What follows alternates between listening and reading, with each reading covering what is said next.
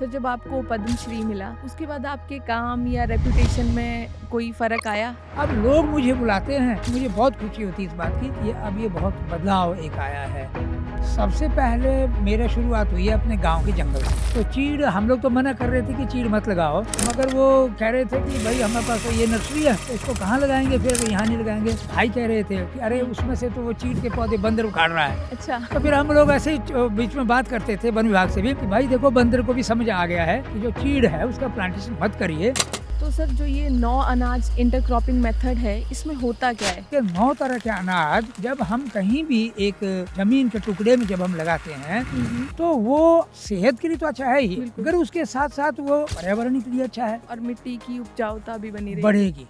और जब उसमें कोई कीट की बात होती है तो कीट तो हमारे यहाँ कई समय से अब आया ही नहीं है, क्योंकि जो प्लेन में हो रहा है वही पहाड़ में भी हो। नहीं, कि पहाड़ में क्या 4 लेन जरूरी है? शहरों में इतना ज़्यादा अब डेवलपमेंट हो चुका है लोगों के अनुसार तो, लेकिन उनके पास वो एरिया ही नहीं है, वो अपनी सब्जी कहाँ उगाएं, कैसे क्या करें। ये जो हम लोग सीमेंट के डिब्बे हम बना रहे हैं, पूरी तरह से धरती को हमने ढक दिया है। दिल्ली में वो तो पूरा जल भराव हो रहा है, क्यों? क्योंकि कंक्रीट से पूरा ढक दिया। उसको हमने माना डेवलपमेंट। दिल्ली में कूड़े का पहाड़ बन गया है, तो दिल्ली में तो अच्छे लोग रहते हैं ना, हमारी राजधानी है।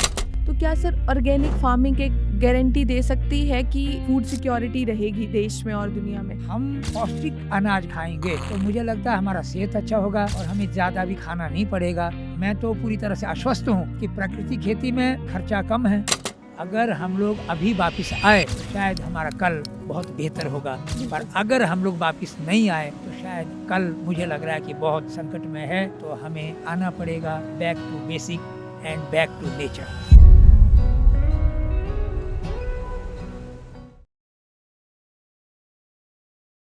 Hello guys, how are you all? आज का हमारा पॉडकास्ट बहुत ही यूनिक होने वाला है, क्योंकि ये पॉडकास्ट हमने किसी स्टूडियो या किसी रूम में शूट नहीं करा है। ये पॉडकास्ट शूट हुआ है नेचर के बीचों बीच। जी हाँ, ये पॉडकास्ट शूट हुआ है पद्मश्री नेकराम शर्मा जी के घर पर। कहा जाता है be the change you want to see in the world, but इन्होंने ये कर दिखाया है। His farming techniques not only made him Himachal's sole Padma Shri awardee in 2023, but has also made his village one of a kind. I haven't seen such beautiful cropping fields और इतना सुंदर गांव मैंने अपनी लाइफ में कभी नहीं देखा है। इन्होंने ना सिर्फ अपने गांव बल्कि आसपास के गांवों में भी ऑर्गेनिक फार्मिंग का प्रचार किया, और इसके साथ ही अपने गांव के जंगल को एक सेल्फ सस्टेनिंग इकोसिस्टम में ट्रांसफॉर्म किया। तो आइए जानते हैं what inspired him to transform his village and his journey from a farmer to the millet man of Himachal Pradesh. And guys, don't forget to like, share and subscribe to the channel and comment your opinion in the comment section. Thank you so much. नमस्कार sir. नमस्कार जी। Sir सबसे पहले तो आपका बहुत स्वागत है TNT show podcast पे। धन्यवाद। तो सर पिछली साल जब पूरी दुनिया इंटरनेशनल ईयर ऑफ मिलेट्स मना रही थी, तो सर उस साल आपको हिमाचल से इकलौता जो पद्मश्री था वो आपको मिला फॉर रिवाइविंग द 9 अनाज इंटरक्रॉपिंग मेथड। जी सर वो फीलिंग कैसी थी? देखिए, ये मेरे लिए तो बड़े मतलब ऐसे पल थे हाँ। कि क्योंकि कभी इस तरह की मैंने तो चाहती नहीं करी थी। सिर्फ ये है कि पिछले कई वर्षों से लगातार हम लोग कुछ ऐसे कामों में लगे थे। उसमें कई तरह के काम थे, अपना जंगल बचाना कम्युनिटी की मदद से, फिर खेती में उसको रसायन मुक्त करना, वो सब कोशिशें थी लगातार। तो एकदम जब ये सब बात मेरे तक पहुंची तो मेरे लिए ये तो होता ही है, फिर बहुत मतलब उस खुशी का ठिकाना नहीं रहता है। फक्र की बात थी जी। तो सर जो ये पद्मश्री आपको मिला और ये जो प्रोसेस थी पूरी, तो आपका जो काम था लोकली सब लोग जानते थे सर, मतलब सरकार तक कैसे पहुंचा कि इस गांव में कोई ऐसा इंसान है जो इतना काम कर रहा है? देखिए, उसमें क्या था कि पिछले कई वर्षों से, मैं यूं कहूं कि 1990-92 के आसपास से मैं जो है लगातार जो अपना हमारा समुदाय है उसमें जो भी कोई मुश्किलें आती थी तो मेरा ध्यान उस पर जाता था और मैं उससे निपटने के लिए क्या प्रयास होने चाहिए मैं पुरजोर करता था। सबसे पहले मेरा शुरुआत हुई है अपने गांव के जंगल से। अच्छा। तो एक जंगल था जो बिल्कुल गाँव के सामने है, ऊपर पहाड़ियाँ हैं और नीचे हमारा इरिगेटेड सारा ज़मीन है। तो उसमें ओवरग्रेजिंग होती थी, उसमें फायर लगती थी और वन विभाग आकर के प्लांटेशन करता था, तार-बाड़ लगती थी, मगर बाद में वो सब उसमें कुछ भी सफलता नहीं मिलती थी। तो मुझे लगा कि पढ़ाई-लिखाई करने के बाद मैंने एक सोचा कि अपने गाँव के लिए मैं कुछ करूँ। मुझे लगा कि ये जो हमारी पहाड़ियाँ हैं, इसमें बहुत सारा जो है लोगों के ज़रूरत का जो चीज़ें हैं, फ्यूल है, फॉडर है, वो सब अच्छा हो सकता है। सवाल है उसका मैनेज करने का, उसको कैसे मैनेज किया जाए। तो मैंने गाँव में कुछ एक वो ग्रुप बनाए और उनकी मदद से धीरे-धीरे हम लोग आगे बढ़े और फिर उसमें सफलता मिल गई। अब जैसे ही उसमें सफलता मिली, तो धीरे-धीरे बात हुई कि अरे ये एग्रीकल्चर में जो बहुत सारा हम लोग भी पेस्टिसाइड, मैं भी 1984 से 1990 तक मैंने भी बहुत सारा रसायन का बड़ा इस्तेमाल किया अपना खेती के अंदर में। अच्छा। पर मुझे समझ आ गया था कई जगह यूनिवर्सिटी में जा कर के भी, पर ये भी लग रहा था कि हम बहुत सारे कीट मार रहे हैं और ये हम अच्छा नहीं कर रहे हैं। तो वो देखते ही मैंने शुरू किया था अपना प्राकृतिक खेती अच्छा। और उसके साथ-साथ फिर लगा कि हमारे जो ये विलुप्त होते हुए अनाज हैं, जो मिलेट्स हैं हाँ हमारे, जी, हाँ जी। मैंने इसका नाम तब रखा था अद्भुत अनाज, कि अच्छा। अद्भुत अनाज है और क्योंकि मैंने काफ़ी सारा स्टडी किया था हिमाचल प्रदेश के अंदर, तो मुझे उसमें समझ आया था कि जब चिकन पॉक्स जैसी बीमारी का कोई इलाज नहीं था, तो हमारे गाँव के जो वैद्य लोग हैं, वो ये जो कांगनी है, फॉक्सटेल मिलेट, इसी का मीठा भात खिला करके वो जो टॉक्सिन है, वो बाहर निकलता था और वो आदमी ठीक हो जाता था। अच्छा। तो इतना गुणकारी जो अनाज है वो सब कोई खा नहीं रहा था, तो मैंने वो सब शुरुआत करी। तो सर जो ये 9 अनाज इंटरक्रॉपिंग मेथड है, इसमें होता क्या है? और ये अनाज कौन-कौन से हैं? देखिए 9 अनाज खेती जो हमारा कुछ तो ये पहले से परंपरा भी रही है। वो कई तरह का हमारे समाज में मुझे समझ आया कि अगर किसी बच्चे का जन्मदिन है ना, जन्मदिन मनाना है, तो उसमें एक पंडित जी आएँगे, तो वो कहेंगे कि अरे वो नवग्रह का ग्रंथि करना हाँ जी, हाँ है? जी, हाँ जी। नवग्रह का वो करना है। और मैं समझा कि उसके पीछे शायद शायद मतलब ये भी था कि वो जो यजमान हैं, जिनके घर में बच्चे का जन्मदिन मनाया जा रहा है, कि वो जो अनाज हैं, 9 तरह के जो अनाज हैं, उसका मतलब है कि वो बहुत सारा उनके जो खाने में विविधता होगी। तो शायद उसका मतलब ये भी मैंने समझा कि शायद वो एक तो बहाना है कि वो उस वक़्त जब जन्मदिन है, उस दिन वो नवग्रह ग्रंथि करना है। पर उसके साथ में ये है कि वो उनको उगाना भी पड़ता था। तो उगाते हैं, तो खाते हैं, तो शायद ये मतलब था उसका कि वो सब हम उगाएँ और खाएँ और उसमें क्या था कि हमारा साल में 2 सीज़न होते हैं, एक रबी होता है, एक खरीफ होता है। तो मैंने ये कोशिश किया कि रबी में भी 9 अनाज हों और खरीफ में भी 9 अनाज हों। तो आप देखें कि जो अगर हम खरीफ की बात करें, तो इस वक्त खरीफ का सीज़न चल रहा है, तो 4-5 तरह के तो मिलेट्स हैं। इसमें कांगनी है, कोदरा है जिसको फिंगर मिलेट बोलते हैं, कांगनी को फॉक्सटेल मिलेट बोलते हैं, फिर बार्नयार्ड मिलेट है, फिर प्रोसो मिलेट है ना? और इसके साथ-साथ हमारा एक जिसको रामदाना बोलते हैं, एमरैंथस, अच्छा। तो वो भी है साथ में और मुख्य जो फसल है, वो हमारा मक्की है और मक्की के साथ में हमारी दालें हैं, 3-4 तरह की दालें हैं उसमें, तो साथ में तिलहन भी है। तो ऐसे करके 9 तरह के अनाज जब हम कहीं भी एक ज़मीन के टुकड़े में जब हम लगाते हैं, तो वो मनुष्य के लिए सेहत के लिए तो अच्छा है ही, मगर उसके साथ-साथ वो पर्यावरण के लिए अच्छा है। उसके साथ-साथ वो जो हमारा धरती माँ है, जिनको हम लोग पूजा करते हैं बिल्कुल। तो उसके लिए वो बहुत अच्छा है। क्योंकि उसमें कुछ एक अनाज हैं जो कुछ लेते हैं, अलग-अलग तरह के पोषक तत्व लेते हैं और कुछ वो पोषक तत्व छोड़ देते हैं। तो इंटरक्रॉपिंग का मतलब ये हुआ कि उसमें हमारा जितना दलहनी है, वो सारा नाइट्रोजन फिक्सेशन का काम करता है। तो हमें फिर दूसरा कोई जो हम रसायन छिड़कते हैं यूरिया जैसी, हाँ जी। उसका ज़रूरत नहीं पड़ती है। तो मक्की भी हो गया, दालें भी हो गई, उसमें नाइट्रोजन की पूर्ति भी हो गई, फिर हमारे मिलेट्स भी हो गए, है ना? और हमारा तिलहन भी हो गया, तो हमारा रसोई की सारी चीज़ें तैयार हो गई। बिल्कुल। और ये कोई नया नहीं है, ये पहले हमारे दादा, नाना ये सब करते आए हैं। मगर धीरे-धीरे जो चकाचौंध हमारे सामने आया कि ये सब डेवलपमेंट है, मुझे लगा ये डेवलपमेंट नहीं है, हम लोग कहीं न कहीं अपना पर्यावरण खराब कर रहे हैं, हम अपना मिट्टी का स्वास्थ्य खराब कर रहे हैं, हम अपना सेहत खराब कर रहे हैं। तो इसलिए ये था मेरा उसमें पीछे कि 9 तरह के अनाज लगाएँ और साल में 18 तरह के अनाज हमारी रसोई में आएँगे, तो मनुष्य के शरीर में कोई भी डेफिशिएंसी नहीं होगा और हॉस्पिटल की भीड़ तो वैसे ही कम हो जाएगी और फिर। मिट्टी की उपजाऊता भी बनी रहेगी। बढ़ेगी, बिल्कुल, बढ़ेगी, उसके में बिल्कुल। ऑर्गेनिक कार्बन बढ़ेगा, है ना? और मिट्टी में अगर मेरे खेत की आप मिट्टी देखो, तो ऐसा लगता है कि वो जैसे रबड़ जैसा है, तो पाँव धँस जाता है। अच्छा। तो क्योंकि उसमें बहुत सारे बैक्टीरिया आ गए हैं, उसमें अर्थवर्म है, उसमें मल्चिंग हुई है, उसमें जीवामृत का इस्तेमाल होता है, घनजीवामृत का इस्तेमाल होता है और जब उसमें कोई कीट की बात होती है, तो कीट तो हमारे यहाँ कई समय से अब कीट आए ही नहीं हैं, क्योंकि हमने कीटनाशक नहीं, कीट नियंत्रक का इस्तेमाल किया है। तो कीट नियंत्रक बनाया, वो बहुत सारा ऐसे औषधीय पौधे हैं जिनका हम लोग गोंतर में उनको मिला करके उसका उबाल करके उसको उसको छिड़कते हो। करते हैं और उसका हम लोग स्प्रे करते हैं। हमारे पास ये लस्सी है, तो लस्सी जो पुराना लस्सी है उसका बहुत बड़ा महत्व है और उसमें भी हम लोग कुछ लहसुन और ये कुछ और चीज़ें मिला करके वो कीट नियंत्रक भी बन जाता है और वो एंटी फंगस भी बन जाता है, तो इसलिए कोई बीमारी आती नहीं है। सर, आपका जो बचपन रहा है यहाँ गाँव में रहा, तो जब आप पढ़ाई कर रहे थे उसके बाद ये फार्मिंग की तरफ आपका रुझान था, ये कैसे बना? ये जो हमारा किसानी है ना, ये तो पोस्ट दर पोस्ट चली आ रही है।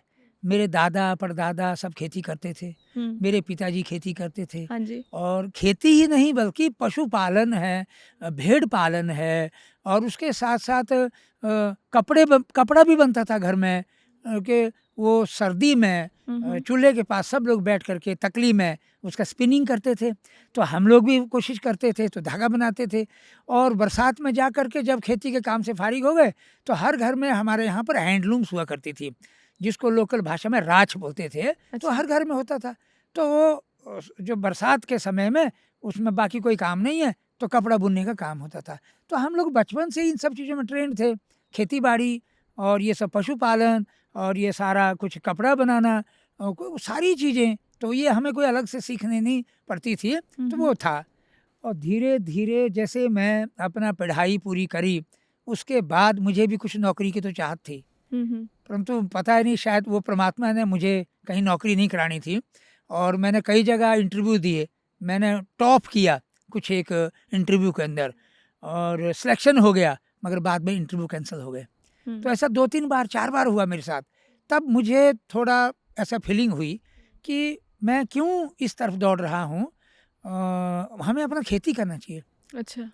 तभी से मैंने फिर ये अपना खेती करना शुरू किया था और पूरा ऑफ सीजन वेजिटेबल भी मैंने शुरू किया था और उस वक़्त तो बीज यहाँ कहाँ मिलते थे, तो उत्तर प्रदेश में बरेली एक जगह थी, तो वहाँ से बाई पोस्ट सीड आता था, 50 ग्राम 100 ग्राम इतना सा बीज मंगाते थे और खूब सारा लगाते थे, सब्जियाँ कई तरह की, तो उसको लगाते थे।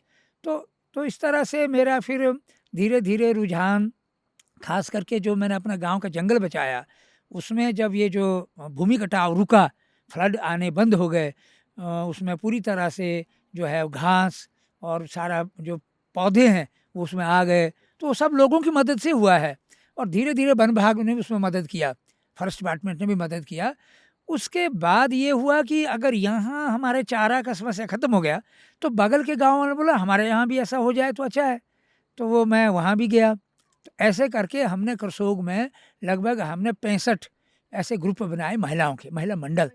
तो धीरे धीरे वन विभाग का सहयोग रहा, फिर ना केवल कि वो जंगल बचाए बल्कि कृषि विभाग को भी जोड़ा, उसमें अन्य डिपार्टमेंट भी थे, जैसे वो हमारे यहाँ पर सेरिकल्चर का था, उनको भी जोड़ा कि ये सब मशरूम की तरफ भी लोगों को ले गए और ये जो कुकूंद है वो बनाने की तरफ लोगों को बोला कि ये सब भी हो सकता है।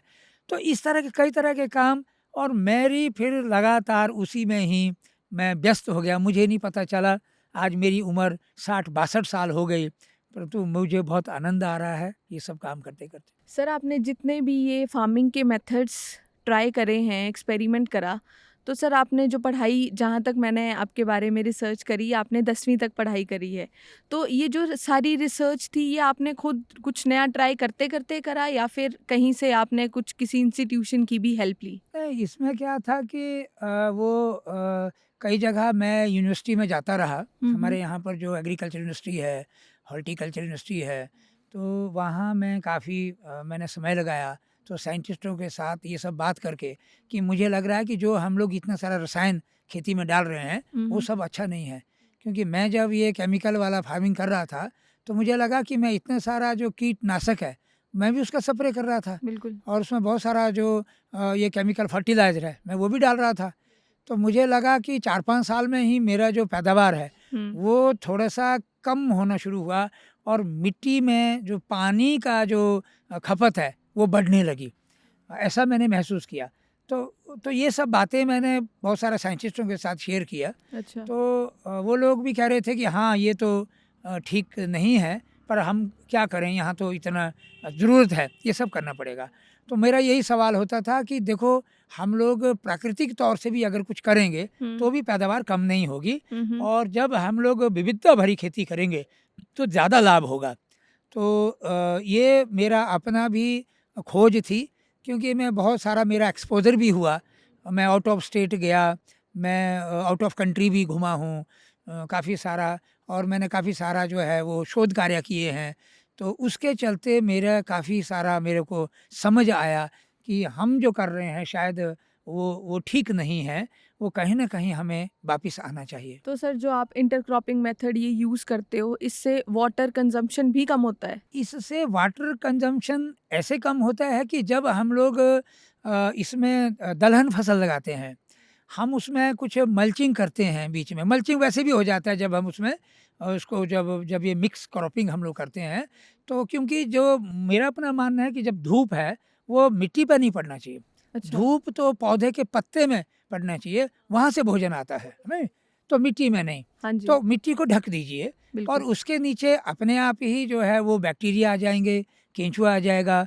हम उसमें जो ये गोबर इस्तेमाल करेंगे, उसके चलते उसमें और ज़्यादा जो बैक्टीरिया हैं, उनकी संख्या बढ़ेगी और जब ये सब हो जाएगा, तो उसके बाद एक तो ये है कि भारी बारिश भी हो जाए, तो भी वहाँ से पानी की एक बूँद भी बाहर नहीं जाती। हुँ। उसमें जो सूखा है, सूखा तो पड़ता ही नहीं है, क्योंकि हमने देखा कि सेब के बागान में भी जहाँ हमने मल्चिंग कराया, तो वहाँ देखा कि कोई भी उसमें ड्रॉपिंग नहीं हुआ। तो बाकी जगह तो बहुत सूखा पड़ता है। तो इसलिए ये जो मेथड है, ये बहुत अच्छा है और हमें इस तरफ शीघ्र अतिशीघ्र इस तरफ बढ़ना चाहिए। बिल्कुल सर, बिल्कुल। सर जब आपको पद्मश्री मिला, उसके बाद आपके काम या रेपुटेशन में कोई फ़र्क आया या उस पे क्या असर पड़ा? मैं क्या कहूँ कि वो एकदम मेरा जो मेहनत थी, जो पहले मैं करता था, वो उतना मतलब कि मैं ये करता था कि जा करके स्कूलों में, कॉलेज के अंदर उनसे परमिशन लेकर के मैं अपनी बात कहता था बच्चों से। मुझे लगता था कि जो बच्चे हैं, जो स्टूडेंट हैं, वो इस बात को समझेंगे कि जो हमारा खान-पान है, वो सिर्फ़ हमारा लिए भूख नहीं मिटा रहा है, बल्कि हमारे शरीर के लिए औषधि का भी काम कर रहा है। बिल्कुल। तो ये मैं बात करता था, परंतु ये सब जब मुझे जो सम्मान मिला, तो मैं तो भारत सरकार का बहुत-बहुत धन्यवाद करता हूँ इसमें कि ये सम्मान होने के बाद अब उल्टा हो गया हुँ। कि अब मुझे कहीं जा कर के वो लोगों का मीटिंग ऐसे नहीं बुला-बुला के करनी पड़ती है। अब लोग मुझे बुलाते हैं और मैं जाता हूँ, तो बहुत अच्छा मतलब एक मुझे बहुत खुशी होती है इस बात की कि अब ये बहुत बदलाव एक आया है कि बड़ा आसान भी हो गया। अब लोगों को भी लगता है कि हाँ, ये तो बहुत ज़रूरी है, ये करना चाहिए। क्योंकि जब सरकार की वो प्राथमिकता हो गई, तो फिर लोगों को भी लगता है कि हाँ, ये तो अच्छा है, करना चाहिए। बिल्कुल सर, बिल्कुल। सर जो आप ये बता रहे थे कि आपने अपने घर के ऊपर जो जंगल है, यहाँ पे भी बहुत पौधे उगाए हैं या जो भी है, उस बारे में भी प्लीज़ बताएँ हमारे दर्शकों को। देखिए, इसमें क्या है ना कि ये लगभग आज से 25-30 साल पहले की बात है कि जब हम लोग उसमें पूरी तरह से संरक्षण दे रहे थे अपने जंगलों को। ये लगभग कोई 250 हेक्टेयर एरिया है जंगल, जो वन विभाग के रिकॉर्ड में है। तो हमने उसको पूरी तरह से, हमारे यहाँ 3-4 गाँव हैं, जो इसमें से इस्तेमाल करते थे चारा लकड़ी वो सब इस्तेमाल करते थे। बिल्कुल। परंतु इसका दोहन इतना ज़्यादा हो चुका था कि अभी लोग जो है उसमें लकड़ियाँ नहीं थी तो खोद करके जड़ें ला रहे थे। अच्छा। तो उसकी वजह से भी उसमें बहुत सारा भूमि कटाव हो रहा था। तो जब इसमें हम लोगों ने उसको बचाना शुरू किया, कम्युनिटी के सहयोग से शुरू किया, अच्छा। तो उसमें हम लोगों ने जो पौधे का रोपण किया, वो सारा जो है ना जो मेडिसिनल प्लांट्स हैं वो हमने शुरू किया। और अपने लेवल पर भी हम लोग नर्सरियाँ लगाई वॉलंटियरली। उसमें हरड़, भेड़ा, आंवला ये सब मुख्य तौर से था, और कुछ चारा देने वाले पौधे, उसका सीड सोइंग किया। अच्छा। सीड सोइंग किया, वो सब लोग अपने जेब में बीज रखते थे, और वो हम लोग बरसात में, सर्दी में उसमें जंगल में जा कर के सीड जगह जगह फेंकना। तो वो सारा जो है ना वो उगाता था। और साथ साथ में वन विभाग भी उसमें शामिल हुआ। तो वन विभाग के शामिल होने से ये सब जो है जंगल में वो चीड़ का प्लांटेशन हुआ। तो चीड़ हम लोग तो मना कर रहे थे कि चीड़ मत लगाओ, तो मगर वो कह रहे थे कि भाई हमारे पास तो ये नर्सरी है, तो इसको कहाँ लगाएंगे फिर अगर यहाँ नहीं लगाएंगे। तो हमने कहा मत लगाओ। उसी बीच में बड़ा एक ऐसा लगा कि कुछ भाई कह रहे थे कि अरे उसमें से तो वो चीड़ के पौधे बंदर उखाड़ रहा है। अच्छा। तो फिर हम लोग ऐसे ही बीच में बात करते थे वन विभाग से भी कि भाई देखो, बंदर को भी समझ आ गया है कि जो चीड़ है उसका प्लांटेशन मत करिए, और इसमें हम लोग पूरा औषधीय पौधे, चारा पत्ती देने वाले पौधे, और कई जगह हम लोगों ने इसमें आम, जामुन जैसे पौधे भी लगाए हैं। तो वो क्योंकि पर्यावरण को भी अच्छा करेंगे, बिल्कुल। और वो सॉइल कंजर्वेशन भी करेंगे, और वाटर कंजर्वेशन भी करेंगे, और वो एनवायरनमेंट को भी अच्छा करेंगे। तो उस तरह से, क्योंकि चीड़ तो जो है ना वो बहुत आग, हिमाचल में जो आग लग रही है वो सिर्फ चीड़ की वजह से आग लग रही है। अच्छा। हाँ। तो वो ज़्यादातर क्योंकि उसका जो पाइन नीडल है वो 2 बार गिरती है और उसी के साथ साथ आग लगती है। अच्छा। तो बहुत बहुत नुकसान होता है। पूरा जो जंगल के अंदर जो डाइवर्सिटी है वो सब नष्ट हो खत्म। जाती है। बिल्कुल सर। जी। सर, टेक्नोलॉजी का इंटीग्रेशन फार्मिंग में कितना इम्पैक्ट डालता है? देखो, जो टेक्नोलॉजी है उसका होना तो बहुत ज़रूरी होता है, क्योंकि ये सब होने से, क्योंकि हम लोग अभी 21वीं सदी में हैं, तो क्योंकि अभी हमारे पूर्वज जो किया करते थे, तो मैं कई बार एक उदाहरण देता हूँ अपना यूनिवर्सिटियों के अंदर भी, कि हमारे दादा नाना ने एक हल बनाया, और वो हल बनाया वो लकड़ी का था, तो उसमें इतना ही तकनीक आई कि वो छोटा सा लोहे का बन गया। उसके अलावा हम चाहते थे कि 4-5 हल लगे, उसमें भी कोई चेन फिट हो, बैल को खींचने के लिए जोर ज़्यादा ना लगे, तो वो सब उस तरफ काम नहीं हुआ। ये हुआ कि बड़े बड़े ट्रैक्टर बन गए, गांव में भी आज हमारे यहाँ टीलर भी आ गए। तो वो सब तो तकनीक है, वो है, उस तरफ उसका लाभ है। परंतु मुझे लगता है कि सबसे अच्छा जो लाभ है, अगर हम लोग जो ऐसा जो टेक्नोलॉजी है जिसका कोई भी नुकसान ना हो। अगर हम लोग ट्रैक्टर चलाते हैं तो ट्रैक्टर तो तेल पिएगा और धुआं निकालेगा, तो उससे पर्यावरण को कहीं ना कहीं तो नुकसान होगा। अगर लाभ हो रहा है तो नुकसान भी हो रहा है। तो हमें तो कुछ ऐसा तकनीक होना चाहिए, ऐसा टेक्नोलॉजी जो डेवलप होना चाहिए कि जिससे कि हमारा पर्यावरण ख़राब ना हो। क्योंकि आज ये सब बहुत बड़ा गंभीर विषय हो गया है कि हमारा एनवायरनमेंट डे बाय डे बिगड़ता जा रहा है, और इसका खामियाजा हम भुगतना भी शुरू कर दिया है, बीमारियां बढ़ती जा रही है। तो तकनीक ऐसी हो जो पूरी तरह से हमारे लिए लाभदायक हो, नुकसान कोई ना हो, तब हम उसको अच्छी तकनीक कह सकते हैं। तो वो मुझे लगा कि हमारे जो आज भी गांव के अंदर जो है ना बैल से हल चलता है, तो वो उसका सारा जो इंतज़ाम है वो गांव के अंदर होता है, लोग जानते हैं वो सारा कैसे करना है। और वो क्योंकि यहाँ लैंड होल्डिंग इतनी ज़्यादा नहीं है, अब वो कहीं जहाँ ज़मीनें बहुत हैं, पंजाब जैसे राज्य में, चलिए ठीक है, वहाँ तो बड़े ट्रैक्टर लगे वहाँ, लगेंगे। परंतु यहाँ जहाँ लोगों के पास वो जो है ना 1 एकड़ ज़मीन भी नहीं है, बीघा में है, 2 बीघा है, 3 बीघा है, ज़्यादा 5 बीघा है, तो ऐसी जगह में अगर ये इस तकनीक में भी बढ़ावा दिया जाए कि जो बैल हमारा जो हल जो खींचता था, तो वो जो हल है जो हमारा पुराना समय में बना था, उसमें भी कोई कुछ और बदलाव हो, तकनीक का इस्तेमाल हो, बिल्कुल। तो उससे लाभ है, काफ़ी लाभ है। सर, जैसे आजकल सड़कें बन रही हैं, यहाँ पे हिमाचल में काफ़ी ज़्यादा नई सड़कें बनी हैं, 4 लेन्स बन रहा है, या आपके घर के सामने भी सर ये कुछ काम तो लगा है। सर अब ये सब चीज़ें कुछ लोगों के हिसाब से इंफ्रास्ट्रक्चर बढ़ रहा है या ये सब चीज़ें ज़रूरी है, लेकिन इसके फ़ायदे ज़्यादा हैं या नुकसान ज़्यादा हैं? अब सड़कें भी हमें चाहिए अगर गांव-गांव को जोड़ना है। अब कितने किसानों की सड़कें हैं वो चली गई इसमें 4 लेन में, तो उनका जो फार्मिंग लैंड था वो तो कम हो गया। तो ये सब बैलेंस कैसे होगा? देखिए, ये जो जितना सारा काम हो रहा है, ये ऐसा नहीं है कि सड़कें नहीं होनी चाहिए, सड़कें होनी चाहिए। परंतु क्या जो प्लेन में हो रहा है वही पहाड़ में भी हो? नहीं, कि बिल्कुल नहीं। पहाड़ में क्या 4 लेन ज़रूरी है? या 2 वे अच्छा कर दो और उससे काम चल जाएगा। और 4 लेन करने से आप देख रहे हैं कि अभी पिछले साल जो सड़कें तबाह हुई है, वो अभी तक बिल्कुल, नहीं बनी है। बिल्कुल सर। और इन पहाड़ों में जितना ज़्यादा हम लोग इनको खरोंचेंगे, जितना ज़्यादा इसमें ब्लास्टिंग होगा, जितना हैवी मशीनरी का इसमें काम हो रहा है, तो ये अंदर तक इसमें दरारें आ रही हैं। बिल्कुल सर। और ये मेरा अपना अनुभव है मेरा। हुँ। और जहाँ सवाल है कि जो हमारा एग्रीकल्चर लैंड है, उसमें तो बहुत नुकसान हो रहा है। क्यों? क्योंकि मैं जहाँ तक समझ पा रहा हूँ, ये बहुत सारा काम जो है वो अनसाइंटिफिक वे में हो रहा है। ये साइंटिफिक वे में नहीं हो रहा है। रिसर्च कर ही नहीं रहे शायद। ये क्या हो रहा है कि यहाँ सड़क बन रही है, उसका मिट्टी नाले में फेंक दिया सारा। हुँ। कानूनी तौर से ये होता है कि उसके लिए एक डंपिंग होता है कि एक जगह डंप करेंगे, डंपिंग साइट मगर वो बननी चाहिए। डंपिंग साइट पे उतना ना करके वो हर कहीं भी फेंक देते हैं, जिसके चलते जब फ्लड आता है तो वो फिर हमारे नालों में से वो फ्लड गुजरता हुआ जो वहाँ अगल-बगल में जितना हमारा एग्रीकल्चर भूमि होती है, उसको तबाह करते हुए निकलता है। तो हमने एक तरफ तो हमने किया कि हमने सड़क बना दी, हमने तरक्की की, मगर दूसरी तरफ हमने कितना सारा अपना जो जहाँ से भोजन आता है, जहाँ से अनाज पैदा होता है, उस ज़मीन का हम लोग नाश कर रहे हैं। यहाँ तक कि बहुत सारे जो हमारे जो स्प्रिंग वाटर है, बावड़ियाँ हैं, हाँ जी, हैं, वो सब खत्म हो गए खत्म हैं। हो गई हैं। तो उस तरफ ध्यान नहीं है। तो इसलिए सड़कें निकलना ज़रूरी है, परंतु जिस ढंग से हमारे यहाँ सड़कें बन रही है ना, वो हिमाचल के लिए वरदान नहीं है, वो शायद अभिशाप होगा, वो अच्छा नहीं है। हमें समय रहते सुधर जाना चाहिए कि मिट्टी का एक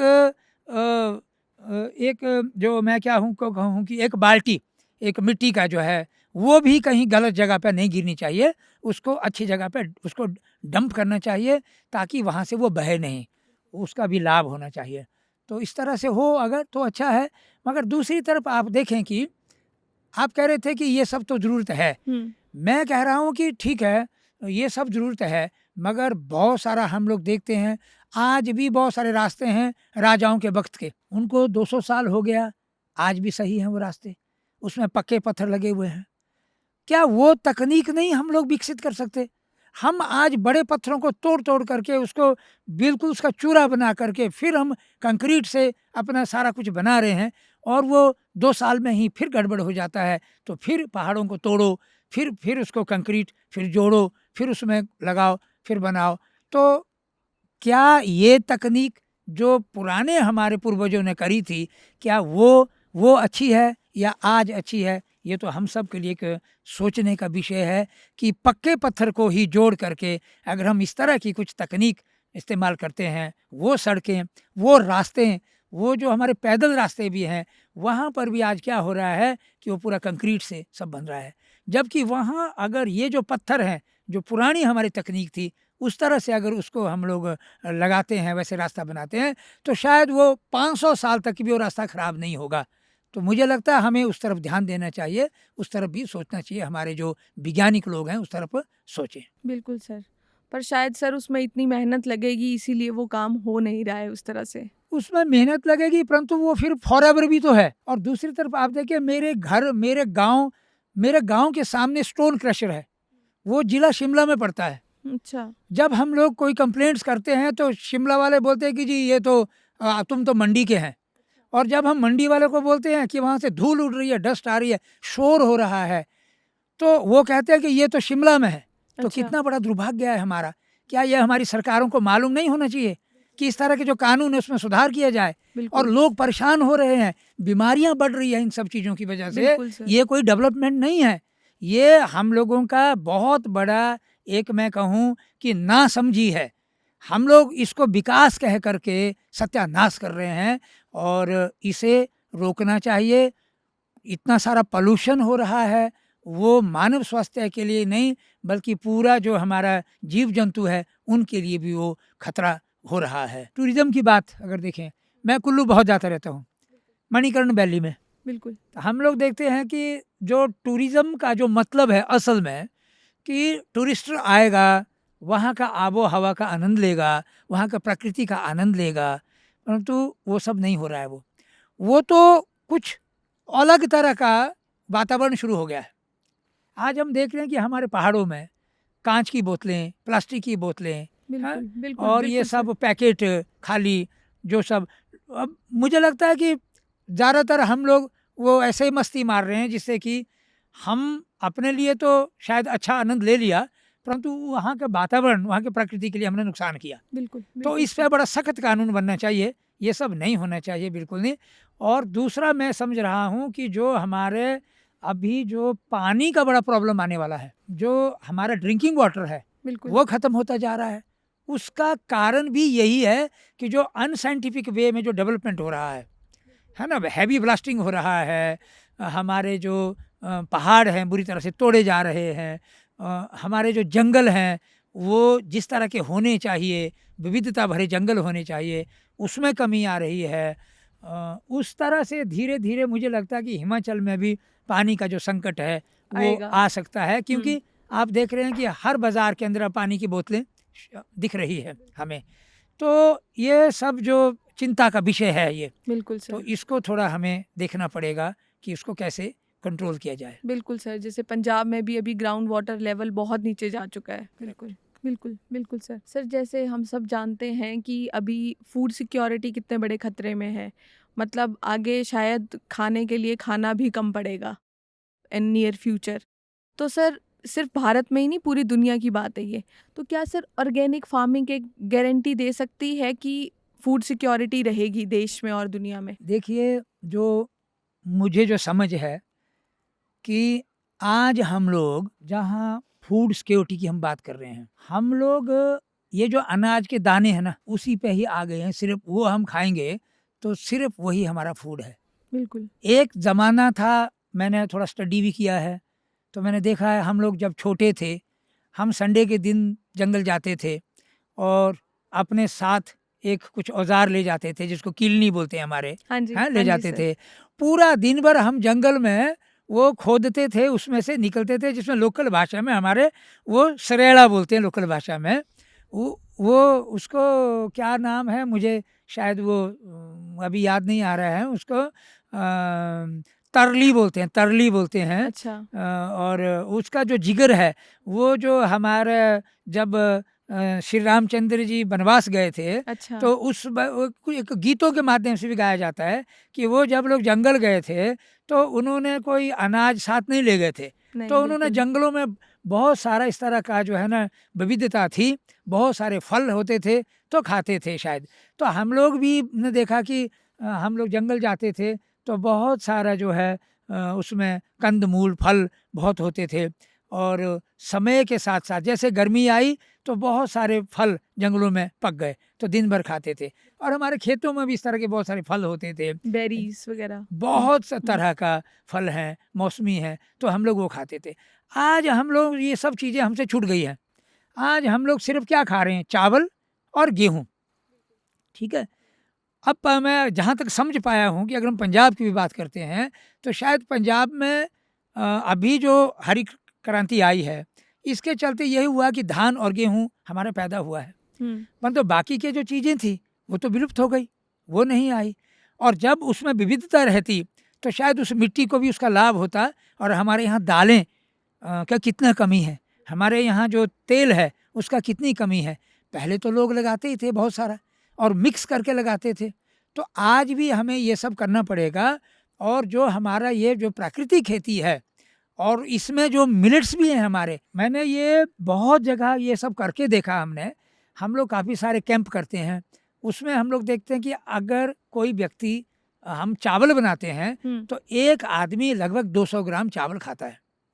अगर हम लोग मिलेट्स के चावल बनाते हैं, हम लोग जो हमारा कांगनी बोलते हैं जिसको, अच्छा। फॉक्सटेल मिलेट है, इसको जब हम बनाते हैं तो हम देखते हैं कि ये तो लगभग 80 ग्राम से ज़्यादा आदमी नहीं खा पाता, उतने में ही वो रह जाता है। मैं अपने घर में जब मैं ये सब मिलेट्स खाता हूँ, तो मैं शाम को 2 मुट्ठी भीगने डालता हूँ। सिर्फ़ 2 मुट्ठी, वो हल्का-हल्का 2 मुट्ठी में डालता हूँ सिर्फ़, है ना? इतना कर, तो वो हम लोग 3 आदमी खा लेते हैं और हम लोग रच जाते हैं। और दूसरा इसका लाभ मैंने ये भी देखा कि हमको जल्दी भूख नहीं आती है। ये बड़े धीरे-धीरे जो है ये इसका पाचन होता है, क्योंकि इसमें फाइबर ज़्यादा है और ये ज़्यादा नहीं खाना पड़ेगा और जल्दी भूख नहीं आएगी। हमने सुबह खा लिया तो दोपहर को कोई भूख नहीं आएगी, शाम तक भूख आएगी। तो एक तो उसका ये लाभ है। दूसरा, आप मेरे खेतों में देख रहे हैं अभी भी इसमें जो ब्राउन टॉप है, ये भी एक जो है हरी कांगनी जिसको बोलते हैं, अच्छा। मिलेट्स हैं। तो ये पूरा घास जैसा है, इसको तो कोई सूखा भी नहीं पड़ा, इसको ज़्यादा बारिश की भी ज़रूरत नहीं है। तो इसका जो पैदावार है कम नहीं है। उसके साथ-साथ हमारा मक्की की फसल आ गई एक, मक्की उसके बीच में आ गई, कांगनी उसमें साथ दूसरी फसल है, दालें उसमें और आ गई, तिलहनी उसके बीच में है। तो इस तरह से जो है मुझे लगता है कि हम जब पौष्टिक चीज़ की तरफ जाएँगे, हम पौष्टिक अनाज खाएँगे, तो मुझे लगता है हमारा सेहत अच्छा होगा और हमें ज़्यादा भी खाना नहीं पड़ेगा। और जो प्राकृतिक खेती है, मैं तो पूरी तरह से आश्वस्त हूँ कि प्राकृतिक खेती में खर्चा कम है और शायद मेहनत थोड़ा-सा है, परंतु वो आने वाले हमारे जो पीढ़ी है, उनके लिए वो जो मिट्टी है, वो हम वैसा बना के छोड़ेंगे जैसा हमारे पूर्वजों ने हमें दिया था। मगर बीच में जो हमने सब किया, बहुत सारा केमिकल डाल-डाल करके, उससे तो आने वाली पीढ़ी के लिए कुछ नहीं बचने वाला। शायद ये ज़मीन बिल्कुल हमारी जो है बंजर हो जाएगी, ऐसा मेरा मानना है। इसलिए प्राकृतिक खेती जो है, वो ही एक आने वाले समय के लिए मुझे लगता है कि एक विकल्प है। सर, गाँव में तो हम देख रहे हैं लोगों का जो जीवन है वो काफ़ी अच्छा है। मतलब यहाँ पे लोग अपनी सब्ज़ी खुद उगा रहे हैं या बहुत सारी चीज़ें हैं जो बहुत ऑर्गेनिक हैं। लेकिन शहरों में इतना ज़्यादा अब डेवलपमेंट हो चुका है लोगों के अनुसार तो, लेकिन उनके पास वो एरिया ही नहीं है, वो अपनी सब्ज़ी कहाँ उगाएँ, कैसे क्या करें? तो सर, इसका सॉल्यूशन क्या हो सकता है? देखिए, सॉल्यूशन तो है, हुँ, अगर आदमी चिंतित है कि मुझे कुछ अपने आप उगा के खाना है, बिल्कुल सर। तो सॉल्यूशन है। और बहुत जगह पर हम मेरे खुद के मेरे चाचा जी दिल्ली रहते हैं और वहाँ उन्होंने बड़े पहले से शुरू किया और वो पूरा छत पर पूरा जो है ना वो सब्जियाँ रूफ़टॉप। और वो हुँ, सब लगा रहे हैं। और कभी घर आते हैं तो यहाँ से वर्मी कंपोस्ट ले जाते हैं गाड़ी में डाल करके, तो वहाँ उसको करते हैं। तो वो छत पे बहुत सारा जो है, देखो हमारा जितना भी बेल वाली सब्जियाँ हैं ना, उनको तो सिर्फ जड़ों के लिए थोड़ा-सा मिट्टी चाहिए। बाकी तो वो पूरा पूरा जो है ना वो वातावरण से लेंगे सारा, उनको सहारा चाहिए, तो वो हो सकता है। और उसमें कई तरह का है, आपका खीरा है, घिया है, करेला है, ये सारी चीज़ें जो हैं उसको थोड़ा-सा एक डब्बे में उसको सीड उगा लो और उसको ऊपर के लिए कुछ सहारा दे दो, तो उसमें पूरा फल आता रहेगा। हल्का-हल्का सा उसको पानी की ज़रूरत है ना? राइट तो सर। इस तरह से कर सकते हैं। छत पर आप लोग बहुत सारा औषधीय पौधे, जैसे आपका लेमन ग्रास है, हुँ, आप लगा सकते हैं, राइट। तुलसी लगा सकते हैं, आप उसमें जो है ये स्टीविया है, वो कितना अच्छा है, वो लगा सकते हैं। इन्हीं के तमाम तरह की वो चीज़ें आप उगा सकते हैं छत पर। आप मेथी उगा सकते हैं, आप धनिया उगा सकते हैं, है बिल्कुल। ना? कई तरह की चीज़ें, उसको थोड़ी-सी मिट्टी चाहिए और कुछ अगर कहीं से कौडंग मिल जाता है, तो क्योंकि शहरों में भी तो बहुत सारे जो हमारा पशु हैं, वो सड़कों पे होते हैं, बिल्कुल बहुत सर। सारा उस पे वो कौडंग होता है। तो जिसको अगर ये समझ आ गया है कि मुझे अपना उगाया हुआ कोई चीज़ खानी है, तो ये सॉल्यूशन तो है, परंतु वो उसको समझना पड़ेगा, वो हो सकता है, पॉसिबिलिटी है। पर सबसे जो मुझे लग रहा है खतरा, वो है कि जो हमारा डेवलपमेंट वाला जो मॉडल है, ये जो हम लोग सीमेंट के डिब्बे हम बना रहे हैं, पूरी तरह से धरती को हमने ढक दिया है। दिल्ली में पानी कहाँ जाएगा? वो तो पूरा जल भराव हो रहा है। क्यों? क्योंकि कंक्रीट से पूरा ढक दिया। उसको हमने माना डेवलपमेंट, है ना? हुँ, तो हुँ, हुँ। मैं ये समझ रहा हूँ कि अभी तो एक दिल्ली में ही हुआ। दिल्ली में कूड़े का पहाड़ बन गया है। तो दिल्ली में तो अच्छे लोग रहते हैं ना, हमारी राजधानी है। तो अगर अच्छे लोग कूड़े का पहाड़ बना देंगे, तो मुझे लगता है धीरे-धीरे गाँव के लोग भी सोचेंगे कि अच्छे लोग अगर ऐसा करते हैं शायद वो अच्छा होगा, कूड़े का पहाड़ हम भी बना लें। तो ये सब जो चीज़ें चल रही है जो प्राकृतिक नहीं है, जो पूरी तरह से जो बनावटी है ना, चीज़ें जितनी हैं, इसको रोकना पड़ेगा। बिल्कुल सर। सर, जो सरकार की स्कीम्स होती हैं, ये फार्मर्स को कितना हेल्प करती हैं या कर सकती हैं? देखिए, सरकार की जो स्कीमें हैं, अगर तो वो कहीं, जैसे मैं अपनी समझ के अनुसार कह रहा हूँ इस बात को, जो मैं जानता हूँ कि अगर तो वो कहीं बंद कमरों में बन रही है और उसको कोई गांव में जो खेती नहीं कर रहा है और वो बना रहे हैं, तो मुझे नहीं लगता कि वो कारगर रहेगी। अच्छा। अगर उसमें किसान का जो इनपुट है वो उसमें अगर मिले और तब जाकर के अगर कोई योजना बनती है, तो शायद वो, मैं कहूँ कि 100% वो जो है उसका लाभ भी होगा और वो कामयाबी भी उसमें मिलेगी। परंतु अभी तक जो हो रहा है वो ज़्यादातर यही होता है कि ऊपर से कुछ स्कीमें बनती है, नीचे वो लोगों की ज़रूरत नहीं होती है, फिर वो चीज़ें वैसे ही पड़ी रहती है। जैसे आजकल भी हम लोग देख रहे हैं, बहुत सारी चीज़ें हैं, कोई एग्रीकल्चर यूज़ की है, कोई दूसरी है, वो बनी है, वो या तो इतनी भारी भरकम बन गई है, उसका वेट इतना ज़्यादा है कि वो लोगों को सही नहीं फिट बैठ रही है। तो वो लोगों के हिसाब से बने और किसी बड़ी फैक्ट्री में ना बने, छोटी जगह पे बने, जहाँ किसान अपना आइडिया दे सकता है कि इसको ऐसे नहीं ऐसे बने। और जो हमारी यूनिवर्सिटियाँ हैं, इसमें ये होना बड़ा ज़रूरी है। जो ये चीज़ें, इंस्ट्रूमेंट जितने सारे बनते हैं, इस तरह के हमारे जो यूनिवर्सिटी है उसमें कहीं है नहीं, मुझे जो लगता है, तो वो उसमें होना चाहिए। सर, तो जैसे ये फार्म लॉस थे अभी जो सरकार को अब वापस लेने पड़े हैं, तो सर क्या ये भी इसी तरह का कुछ था कि सरकार ने ऊपर ऊपर से बना दिए और किसानों को इसमें इतना पूछा नहीं गया? और सर ये हिमाचल में इतना नहीं हुआ, पंजाब में इतना ज़्यादा क्यों हुआ इसका आक्रोश? देखो, मुझे पंजाब के बारे में तो ज़्यादा जानकारी इसकी इतनी नहीं है, पर अगर उसमें लॉस हुआ है तो कहीं न कहीं कोई उसमें कमी रही होगी। बिल्कुल। तो क्योंकि उसमें जो मैं समझता हूँ कि जो जो जो किसान है उसकी तरफ से कोई इनपुट जाना चाहिए था कि क्या चीज़ कहाँ पर जो है वो संभव है, तो तभी वहाँ पे वो चीज़ होनी चाहिए।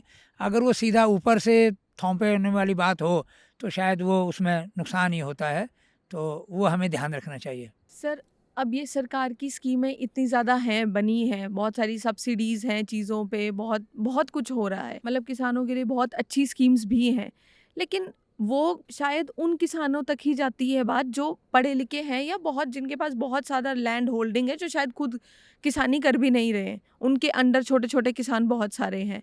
तो सर वो जो छोटे किसान हैं जिनके पास शायद 1 हेक्टेयर से भी कम या 1 एकड़ से भी कम ज़मीन है, उन तक वो अवेयरनेस कैसे जाएगी? देखिए, सबसे बड़ी बात तो ये है कि जो सरकार द्वारा चलाई गई जो स्कीमें हैं, होती तो अच्छी हैं, परंतु वो जहाँ पे इम्प्लीमेंट होनी है ना, वहाँ जो समुदाय है, किसान है, वो जो विभाग के जो कर्मचारी है, एक तो शायद वो नीचे तक वो सारा पहुँचता नहीं है ढंग से।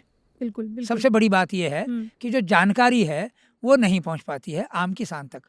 अगर पहुँचती भी है तो फिर ये होता है कई बार कि जो ज़रूरतमंद है वो जब तक पहुँचता है तब तक वो चीज़ें रहती नहीं हैं। तो उसमें वही है कि कोई होशियार आदमी है, वो पहले जा कर के वो ले लेंगे, फ़ायदा ले लेगा। ले लेंगे। तो उस तरह का है। दूसरा देखा हमने कि हिमाचल प्रदेश के अंदर बहुत सारे ऐसे मुझे लगा कि वो सिर्फ इसलिए लोग कर लेते हैं कि ठीक है इसमें कुछ सब्सिडी है, हम लोग भी कर लेते हैं, मगर वो उस किसान को वो सच्ची में वो लाभ देगा कि नहीं देगा, वो उस पे ज़्यादा ध्यान नहीं दिया जाता है। तो इसका पूरी तरह से मॉनिटरिंग भी होना चाहिए कि अगर किसान को कोई उसको सुविधा मिली, सपोज़ कि उसको रेन वाटर हार्वेस्टिंग टैंक मिला, तो क्या कहीं से वो रेन वाटर हार्वेस्ट हो रहा था? तो वो सब देखा जाए ना। तो वो बनता है, पास हो जाता है और बाद में मैं तो कहूँ कि 10 साल बाद भी उसका मॉनिटरिंग होना चाहिए। बिल्कुल सर। कि वो उसको कितना लाभ हुआ, क्योंकि उसमें गवर्नमेंट का पैसा इन्वॉल्व हुआ है, वो नहीं होता है।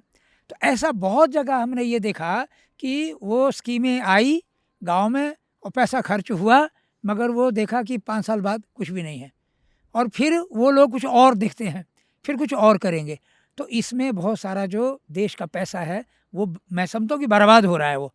तो इसके लिए बहुत ज़रूरी है कि उसका समय समय पे कुछ मॉनिटरिंग होती रहे, उस काम को होने के बाद भी उसको कुछ इवेल्युएट किया जाए बिल्कुल कि सर। उससे उस किसान का लाभ क्या हुआ, कितना हुआ। अगर उसको पानी स्टोर करने का टैंक मिला, लाखों रुपया कीमत होती है उसकी, है ना, क्या उसमें पानी भरा, बिल्कुल। पहली बात यह है। और दूसरा ये है कि क्या 5 साल बाद उसका जो लिविंग स्टैंडर्ड है उसमें कितना इजाफा हुआ, ये सब भी थोड़ा सा जो है वो इवेल्युएट होना चाहिए। अगर इस तरह से होगा ना तो कोई भी सरकार के पैसे का दुरुपयोग नहीं होगा, उसमें चेक होगा। आज क्योंकि वो सब चेक नहीं है, इसलिए भी कुछ गड़बड़ हो रहा है। पर सर मुझे लगता है कि अब सरकार एक एक जगह जाके बैठ नहीं सकती है कि या अपने किसी एम्प्लॉय को नहीं बिठा सकती है, तो लोगों में ये जागरूकता होना भी तो ज़रूरी है कि वो एक्चुअली टैक्स पेयर्स मनी ही है, जिसको हम सरकार का पैसा बोलते हैं, कहाँ से जा रहा है वो सरकार के पास, वो किसी एम्प्लॉय का या जो भी लोग हैं उन्होंने ही सरकार को टैक्स दिया है। तो अगर लोगों में वो जागरूकता आ जाए कि हमारे पैसे ही दुरुपयोग हो रहा है इसका, तो शायद वो लोग ही खुद चेक रखेंगे फिर उन चीज़ों पे। मैं आपको एक उदाहरण देता हूँ।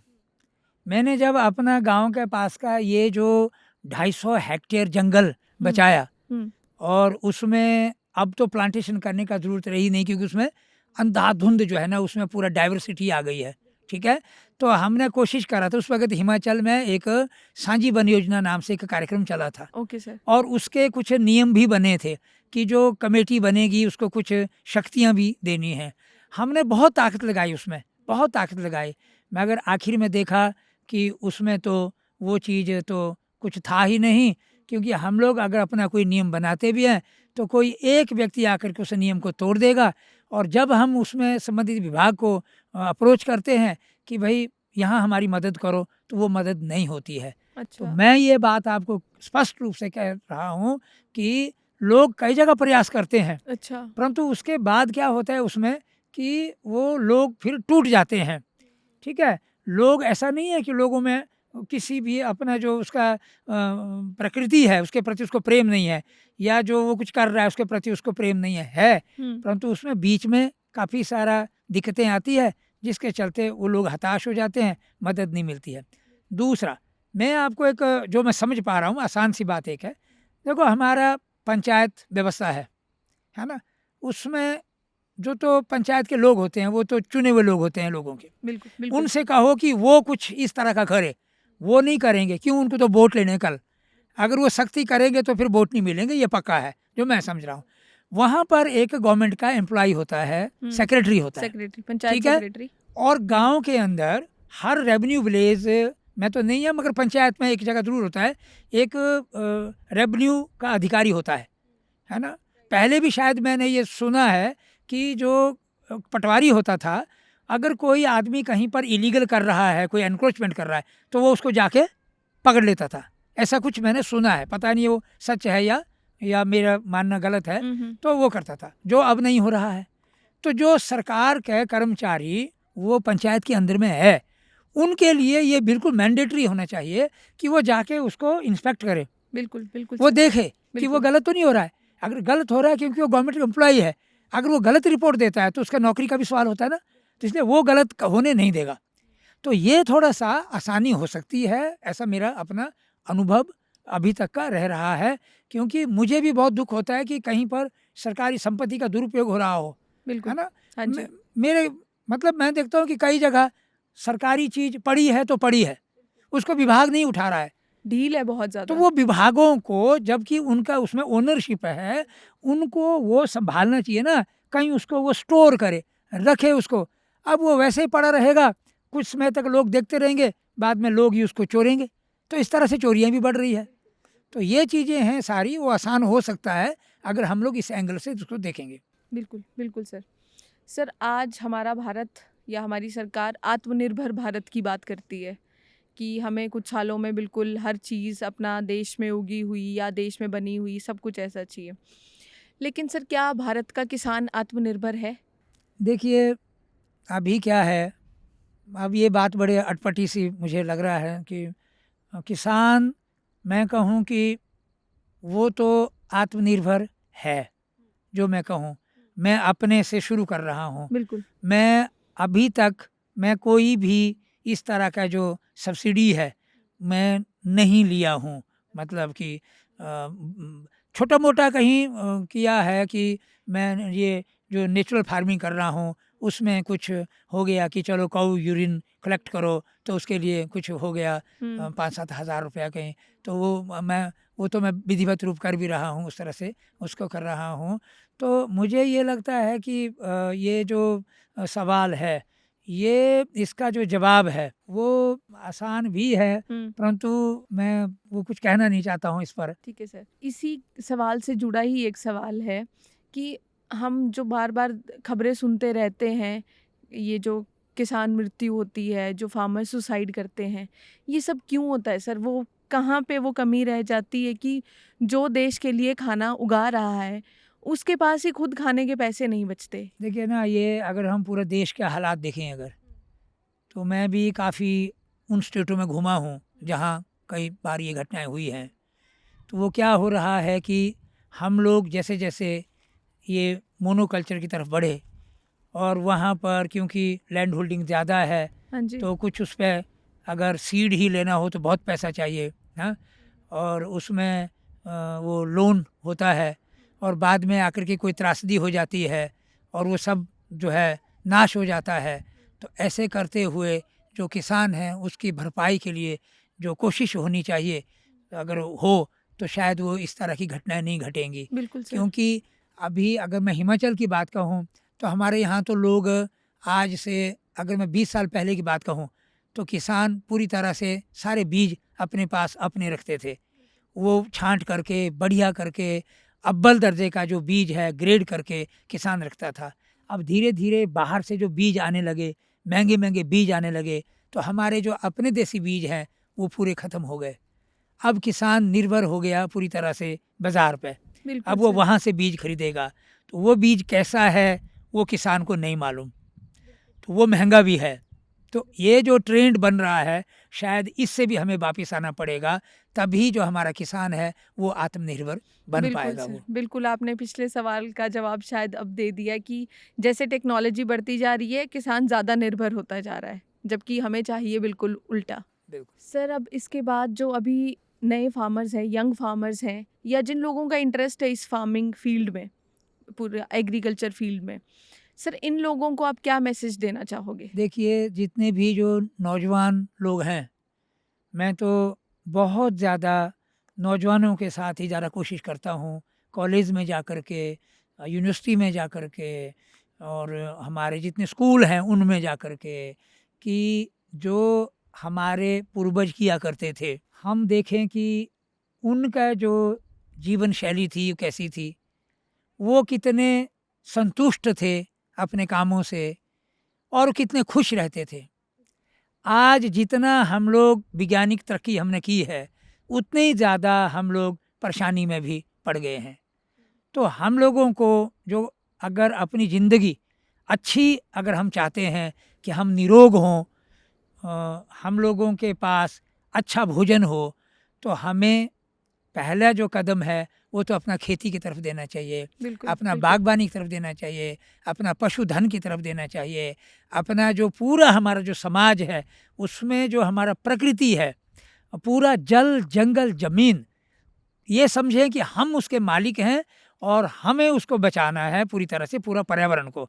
तो वो मैं संदेश देना चाहता हूँ अपने जितने भी हमारे नौजवान जितने बच्चे हैं कि अगर हम लोग अभी वापिस आए तो शायद हमारा कल बहुत बेहतर होगा, पर बिल्कुल सर। अगर हम लोग वापिस नहीं आए तो शायद कल मुझे लग रहा है कि बहुत संकट में है। तो हमें आना पड़ेगा back to basic and back to nature. बिल्कुल, बिल्कुल सर, बहुत अच्छी बात कही है आपने। बहुत-बहुत शुक्रिया सर हमारे पॉडकास्ट पे आने के लिए। Thank you sir. धन्यवाद।